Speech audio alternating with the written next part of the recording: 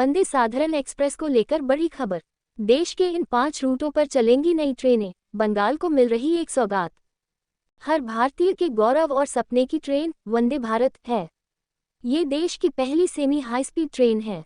इंसान का पागलपन शुरू से ही नजर आ रहा था। पिछले 3 वर्षों में देश में 30 से अधिक वंदे भारत लॉन्च किए गए हैं।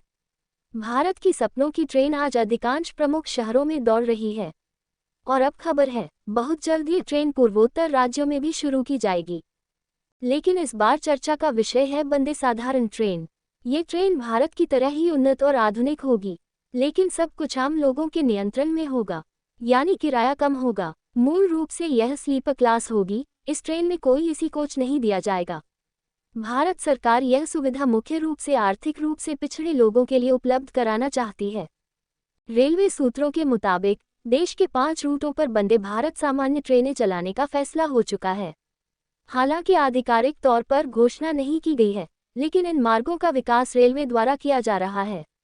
लेकिन फुसफुसाहट वाली खबर यह है कि वंदे भारत जनरल ट्रेन चलाने के लिए जिन 5 रूटों पर विचार किया जा रहा है, उनमें से एक रूट बंगाल में है, यानी बंगाल की जनता को भी इसका लाभ मिलेगा।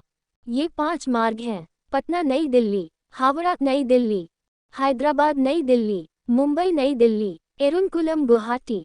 जानकारों के मुताबिक इस ट्रेन के लिए अब ज़्यादा इंतजार नहीं करना पड़ेगा और कुछ ही महीनों में वंदे भारत सामान्य ट्रेन शुरू कर दी जाएगी।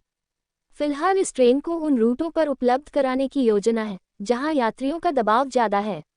ध्यान दें कि इस ट्रेन की एक और उल्लेखनीय विशेषता यह है कि यह मूलतः एक पुश पुल ट्रेन है, यानी ट्रेन के दोनों छोर पर इंजन होंगे।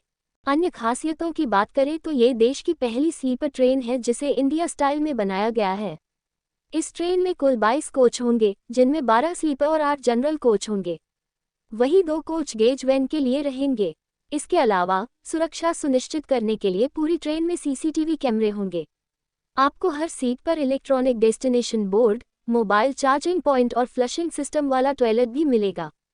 कुछ दिन पहले रेल मंत्री अश्विनी वैष्णव ने स्लीपर क्लास में वंदे भारत की कुछ तस्वीरें सोशल मीडिया पर अपलोड की थीं। उन्होंने बताया कि इस ट्रेन को अगले साल की शुरुआत में लॉन्च करने पर विचार किया जा रहा है। ट्रेन बनाने का काम शुरू हो चुका है। कोचों का निर्माण चेन्नई में आईसीएफ में किया जाता है।